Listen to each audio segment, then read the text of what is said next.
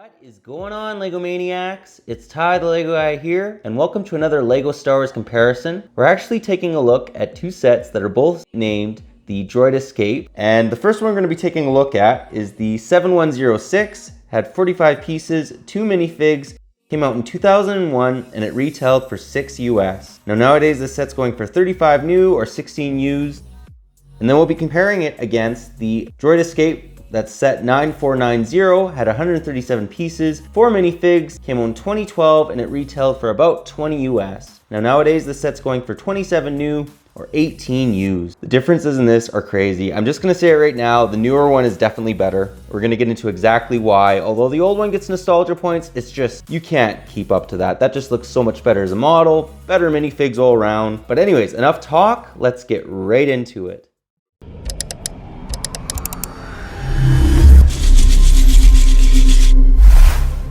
And to start us off, we're going to begin with the 2001 Droid Escape. And as you guys can see, it is a clumpy boy. But you know, credit where credit's due. It has some very nice printing. This is not a sticker. This is a printed piece, which is beautiful. Do appreciate that. The bottom, you have some nice looking little engines, you know, on the top. Yeah, I mean, they're thrusters, whatever you want to call them. And you know what, it does a good job. I mean, it's just really clumpy looking. Kind of the theme of the very early 2000s. I'm talking like 2000, 2001, 1999 Star Wars sets. Very clumpy looking a lot, which this one definitely falls into that category. In the inside, it fits R2 and C-3PO in there very nice and snug. You could probably fit in another minifig, no problem. But yeah, it's not bad. I mean, it is what it is. It was a different time. But yeah, let's now take a look at the 2012, then we'll compare them and then compare all the minifigs, because that's actually quite interesting to see how they've changed over the years. And to start us off, the 2012 model, let's take a look at one of the smaller builds that's included with it. It's this awesome looking little speeder bike.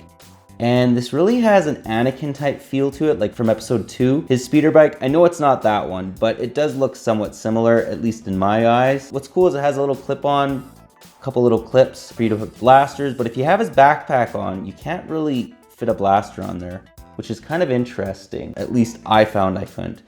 Yeah, I really don't have much more to say about it. I just think it looks good, credit where credit's due. But now let's take a look at the main meat of the 2012 Escape Pod. And here she is. So I'll just give you guys a 360 view of this Escape Pod. Nice looking model. One negative about this is these are all stickers, unlike the 2001 version, these are stickers. Nice looking engines. As you can see, it does a little bit better job than the older one. A lot more engines and thrusters and whatnot, which is absolutely awesome. You can open her up. Nothing too crazy. This is not very movie accurate as far as like them having a control panel. Like if you guys watch the movie, there's not too many buttons or anything. They look up into space and they see, you know, a Star Destroyer, which I think would have been a nice inclusion. They did include that, I believe, in the newest Droid Escape set, where they kind of put a sticker here and it showed the Star Destroyer, which is absolutely awesome. But still, all in all, nice looking little model. It's definitely a little bit cooler than the older 2001, which is very dated. Anyways, that's the set itself.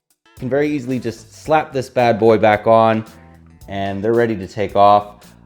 But yeah, that's the set. Let's now take a look at the minifigs and actually compare them as well. But before we do that, we obviously have to compare the two Escape Pods. So as you guys can see, very, very different looking. The one on the left has nostalgia points, but it's just clumpy and big.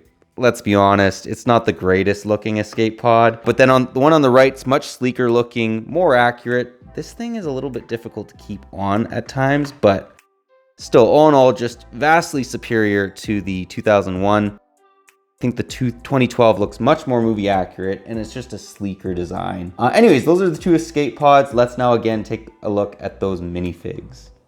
And here we have the two R2-D2 droids that are included in each of these sets. So this one comes with the 2001, this one comes in the 2012. And I just have to say, Lego could really make an improvement on these guys. I mean, they're obviously not very different. The body's basically identical. The heads are a little different, but it's due for an improvement. The 2012 is not much different than what we have nowadays, and they could just throw a third leg in there. I mean, there's new pieces that they have nowadays that I think they could maybe make that happen. It's just due for an improvement. It's not a terrible looking minifig, you know, it's just, I think that they could improve on it, but let me know in the comments what you guys think about that. I just think that R2's due for a makeover. Anyways, those are the two R2s. Let's now take a look at the two C-3POs. And here we have the two C-3POs. So this one obviously comes from the 2001 Droid Escape, and this one's from the 2012. We haven't actually seen huge improvements off of the 2012. Nowadays, they give us leg printing and whatnot, but they're nearly identical. Let's just give you guys a 360 view of these figs. As you guys can see, there's actually big differences between the two of them. The C-3PO on the left from the 2012 is obviously in a much more gold color, whereas the one on the right, I don't know if you want to call it pearl gold. It's almost like slightly tanned. It's not bad. Again, it was the very first C-3PO they ever made. I just think the new one's much more superior. It even has eye printing, whereas the older one has no eye printing. But let me know what your guys' thoughts are on them. It's interesting to see how Lego's changed over the years. But now let's take a look at my favorite Sand Troopers. And here we have the two fantastic, fabulous looking Sand Troopers that are included in this model. Again, these are my favorite Sand Troopers Lego's ever made. We're gonna get into why. Why? Check out the sand printing on these guys. The sand printing on their legs. There's even sand printing on their feet. Great looking minifigs. I love the fact that he has a little, you know, he says, look sir, droids. That's supposed to be that piece, I do believe. Anyways, just awesome looking. The other thing that's really cool about them is they have face printing, and it's not angry clone face. So I was thrilled about that. That's also obviously some points, but let me just show you guys the back. Also, nice looking pauldrons. Obviously this one is the commander, this one's just a standard trooper.